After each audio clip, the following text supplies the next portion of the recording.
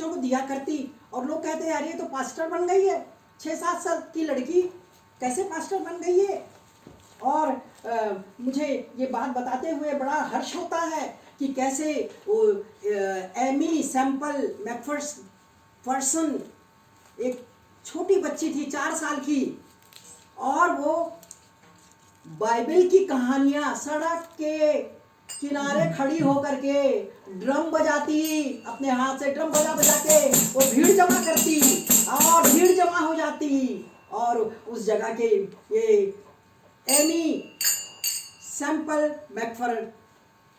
Macpherson जो बच्ची थी, वो इस प्रकार वो कहानियां सुनाया करती बाइबल की, सारी भीड़ जो को जमा करने की शक्ति उसके पास थी। मैं वही कल्पना कर रही हूँ कि मैं 7 साल की लड़की बपतिस्मा देती थी, पर इधर एमी सैम्पल जो मैकफर्सन है वो 4 साल मेरे से भी छोटी होकर के वो बाइबल की कहानियां सड़क पर वो ड्रम बजा बजा के ढम ढम ढम ढम कहानियां बताती, पूरी भीड़ जमा हो जाती प्रियो।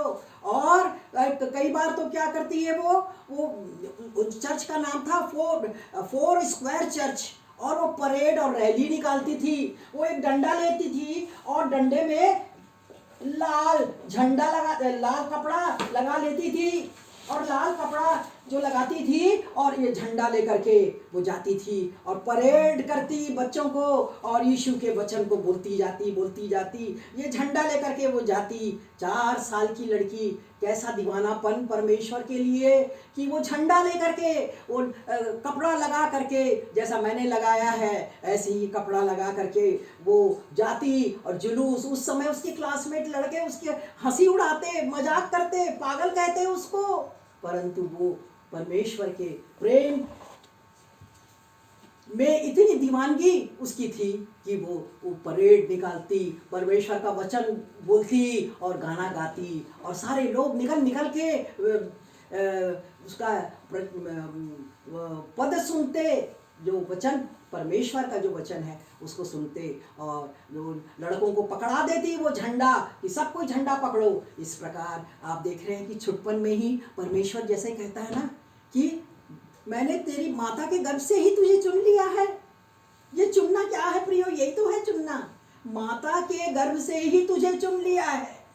जो बच्चे माता की गर्भ से ही चुन लिए जाते हैं प्रियो, तो वो परमेश्वर को पागल हो जाते हैं, उसके पीछे उसके साथ सट जाते हैं,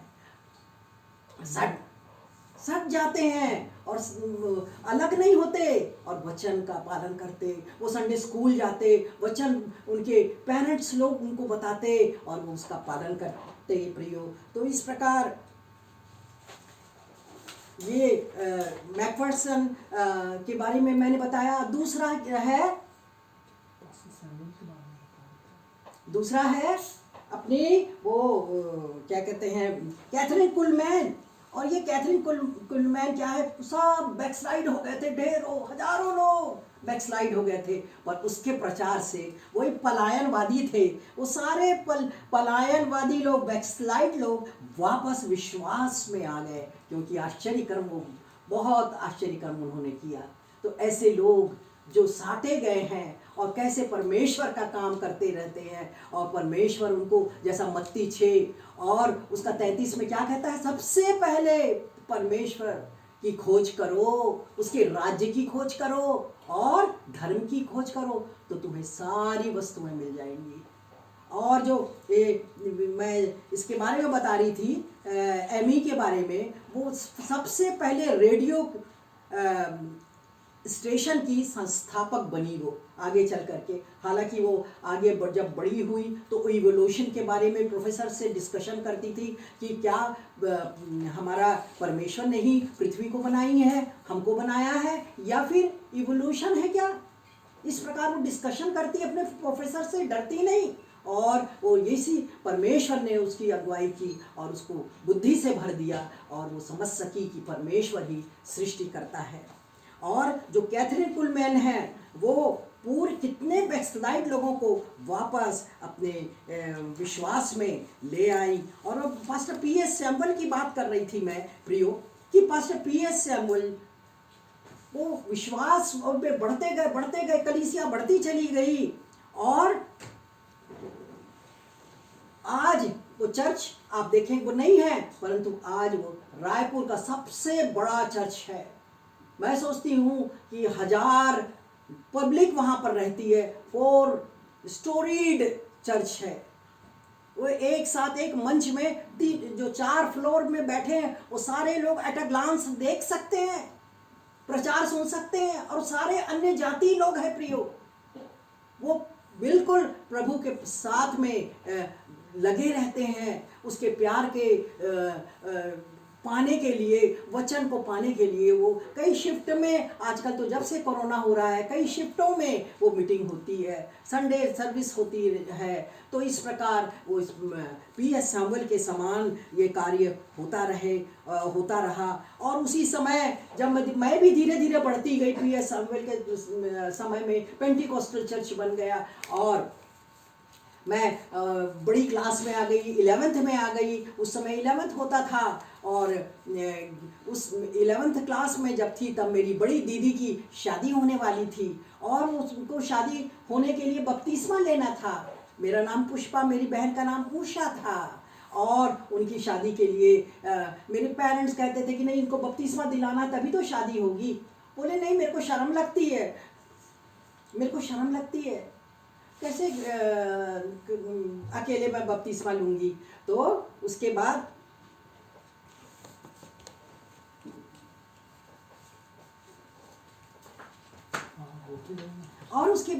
फिर मैं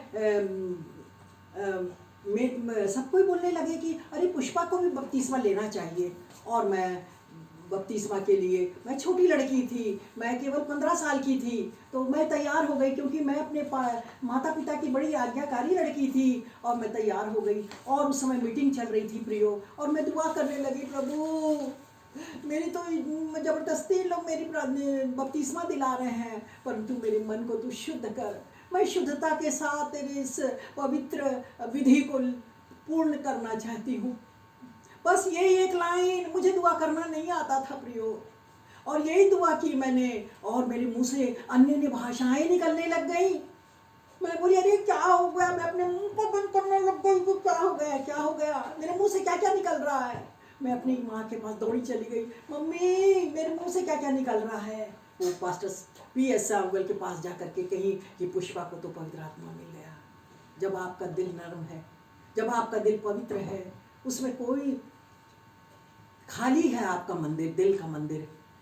और यीशु कहता है ना, तेरे दिल के द्वार पर यीशु खटखटाता, खोलो तुम दरवाजा, वो है आना चाहता। वो आना चाहता है प्रियो। वो आ गए मेरे हृदय में, जैसे एमी के हृदय में आया, वो 4 साल की बच्ची के। मैं भी परमेश्वर की दीवानी हो गई, और मैं जो टीनेजर लड़कियां थी उनको सैटरडे मीटिंग में बैठाने लगी। कोई पास्टर नहीं रहते थे प्रियो, पर मैं उनके साथ, हम सब जवान लड़कियां वहाँ पर प्रार्थना करते थे, और बिना पास्टर के लड़कियां पवित्र आत्मा से भर गई। इस प्रकार उस समय पवित्र आत्मा का इतना अभिषेक था कि हम कल्पना नहीं कर सकते। आज तक तो हम देखते नहीं है प्रियो, आज तक हम देखे नहीं कि कोई दुआ करने के बाद या प्रार्थना करने के बाद या कई बार उनके विजिट करने के बाद भी ये नहीं होता। पर उस समय सारी लड़कियां मेरी फ्रेंड्स वो पवित्र आत्मा से भर जाती, और संडे को वो गवाही देती कि पुष्पा दीदी के साथ हम प्रार्थना करने गए। ऐसी ही ज़िंदगी मेरी प्रियो चलती गई। मैं बीएससी फर्स्ट ईयर में एडमिशन ले ली, और मेरे पेरेंट्स बहुत गरीब थे, क्योंकि मेरे दादा दादी ने अपना सारी प्रॉपर्टी मेरी बुआ को दे दिए, और हमको बाहर निकाल दिया गया, कुड़की करके बाहर निकाल दिया गया। और जब बाहर निकाल दिया गया तो हमको रहने के लिए वहाँ घर नहीं था, क्योंकि वो तो बहुत बड़ी खेती थी उनके पास, मालगुजार थे मेरे दादा, और वो तो मर गए। पर मेरी दादी को पता नहीं क्या हो गया, वो अपनी बेटी को सारी प्रॉपर्टी दे दी, और हमें निकलना पड़ा प्रियो, कुछ बर्तन और कुछ कपड़े लेकर। और वहाँ एक जॉनी ब्रदर थे, और वो कहते हैं मेरा घर तो ठीक से बना नहीं है, और उसमें प्लास्टर भी नहीं है, ज़मीन भी वो मिट्टी मिट्टी है, क्या आप रहोगे क्या उसमें, खिड़की के पल्ले नहीं लगे थे, और कैसे करेंगे। तो उस समय हमारी क्या स्थिति होगी प्रियो, आप कल्पना कर सकते हैं। मैं 7वीं 8वीं तक आ गई थी और तब वहाँ पर मेरे पापा ने कहा कि नहीं नहीं जैसे भी है हम लोग रह देंगे। साड़ी को फाड़ फाड़ के मेरी माँ ने पर्दे लगा दिए और दरवाज़ा बंद करने के लिए पल्ले नहीं थे। तो ये स्थिति थी। एक बार तो जब सिविल लाइंस में रहते थे बहुत अच्छे वेल टू डू थे, परंतु आज स्थिति क्या हो गई, यही बात बोल रही हूँ। वो ऊँट लोग कैसे सो जाते फिर उठ जाते, समस्याएं आती फिर ठीक हो जाती, फिर नई समस्याएं पैदा होती प्रियो। उस समय मैं 8वीं क्लास में पढ़ती थी प्रियो, पर मेरे दिल में वही रहता था कि आज हम कहाँ हैं। और वहाँ पर पड़ोस में बहुत लोग रहते थे और वो मेरे पापा के फ्रेंड थे मिस्टर महेश करके। और वो कहते हैं अरे सैम्बल, तुमने जब तुमको बोलता रहा कि 4 आना फिट में आ रहा है, ज़मीन मिल रहा है, ले लो ले लो ले लो, तुमने ध्यान नहीं दिया। तुम बोले नहीं मेरे तो पेरेंटल प्रॉपर्टी है। परंतु पेरेंटल प्रॉपर्टी क्या हमको सस्टेन कर सकती है प्रियो? नहीं प्रियो। और फिर 10 पैसा फुट इस प्रकार ज़मीन थी, फिर 4 आना फुट हो गई और हमने वो ज़मीन खरीदी मेरे पिता ने। और इतना पैसा नहीं था प्रियो कि हम ईंटा से हम अपना घर बना सकें। और हमने सोचा कि मैं और मेरे बड़े भैया ये हम लोग मिट्टी ढो ढो के मैं लाती थी और होशियार बहुत थी, मैं क्लास में फर्स्ट आती थी हमेशा। और तब से जब मैंने प्रभु को पकड़ा था, जब मैं पादरी पीएस सैमुअल की मदद करती थी, उसकी सेवा करती थी मेरी माँ के कहने से, तब से प्रभु ने मुझे बुद्धिमान बना दिया। यहोवा का भय मानना बुद्धि का आरंभ है और बुराई से दूर रहना समझ है। बुराई तो हम जाने ही नहीं किसको बुराई बोलते हैं। और हमेशा परमेश्वर के भय में रहे। अपनी क्लास में फर्स्ट आती, सारी एक्टिविटीज़ में प्रियो मैं बहुत ही नंबर 1 रहती थी। और नंबर 1 रहना ये मेरी शिरकत हो गई, मेरी आदत हो गई, मेरी अरमान हो गया कि मुझे फर्स्ट आना है, सब चीज़ में फर्स्ट आना। और ये सब जितने मेरे पिताजी के फ्रेंड्स थे, मिस्टर दत्त थे और मिस्टर योना थे और मिस्टर महेश थे और उनके बच्चे भी थे। मैं कुआं से मिस्टर महेश के यहाँ कुएं से पानी भर के लाती थी प्रियो। उस समय मैं 9वीं 10वीं में रही होंगी, क्योंकि अब नया ज़मीन है तो फिर घर बनाना है, तो खपरे वाला घर बना हमारा। और इस तरह से ज़िंदगी चली। और फिर जब मैं कॉलेज में गई तो फर्स्ट ये जब 9th-10th में गई तो मैं सालिम स्कूल मिशन स्कूल में रहती थी और वहाँ भी प्रचार करती थी। जब प्रेयर होती, मास प्रेयर होती थी, उसमें बोलना पड़ता था नीति वचन या आदर्श वचन, तो जेरी पुष्पा सबसे पहले रखता था। वो मिशनरियों ने मेरा नाम जेरी रख दिया। मुझे सब कोई जेरी भाजी चिढ़ाते थे कि क्या, मैं खूब अच्छा नहीं लगता था मेरे को जेरी जेरी जेरी जेरी क्या है, क्योंकि एक भाजी होती है जिसको खाते हैं जेरी भाजी। तो मैं सोचती थी मेरे को क्यों इन लोग ऐसा जेरी जेरी किसने नाम रख दिया, तो किसी मिस शेफर ने रखा होगा, अंग्रेज महिला ने रखा होगा, खैर जो भी है, पर ये जेरी मेरे लिए बहुत आशीषमय हो गई। यही जेरी नाम मेरे लिए आशीषमय हो गई प्रियो। और मैं उनके यहाँ से कुआं से पानी लेकर के आती और मैं कॉलेज में 9th क्लास से मुझे स्कॉलरशिप मिलने लग गई प्रियो। 20 रुपया स्कॉलरशिप, 20 रुपया बहुत ज़्यादा उस समय समझा जाता था। और 20 रुपये के स्कॉलरशिप से मैं पढ़ती रही। मैंने अपने पेरेंट्स का एक नया पैसा खर्च नहीं कराया प्रियो, सारा पैसा मैं खुद ही मेरे को सरकार देती थी। और जब 11th क्लास तक 9th से अब मेरे पापा को वो बुलाती पैसा देने के लिए, लड़की छोटी है पैसा घुमा देगी इसलिए ले जाओ, और मेरे पापा वहाँ जाते। और फिर जो प्रिंसिपल मिस शेफर थी वो कहने लगी तुम तो लड़ने आते थे कि तुम्हारी बड़ी लड़की उषा फेल हो गई तो कि हम पेंटिकोस्टल हो गए इसलिए फेल कर दिया तुमने, ऐसा बोलते थे। अब ये छोटी लड़की को अब देखो क्या हाल है, वो तो फर्स्ट आती है, वो तो नंबर 1 है लड़की। और मेरे पापा सिर झुका करके और आगे निकल जाते प्रियो। ऐसी गरीबी आप कल्पना नहीं कर सकते। मैं कॉलेज में एडमिशन ली और कॉलेज की जवानी के दिन मुझे नहीं मालूम, मैंने जाना, मैंने कोई प्यार मोहब्बत की तो बात छोड़ दीजिए, परंतु मैं उस साइकिल में मेरे पापा ने मेरे वो पैसे से जो मेरे स्कॉलरशिप की थी एटलस साइकिल ली और मैं एटलस साइकिल चला करके कॉलेज जाया करती। और वहाँ बीएससी मैंने किया प्रियो और अपने कॉलेज में फर्स्ट आई।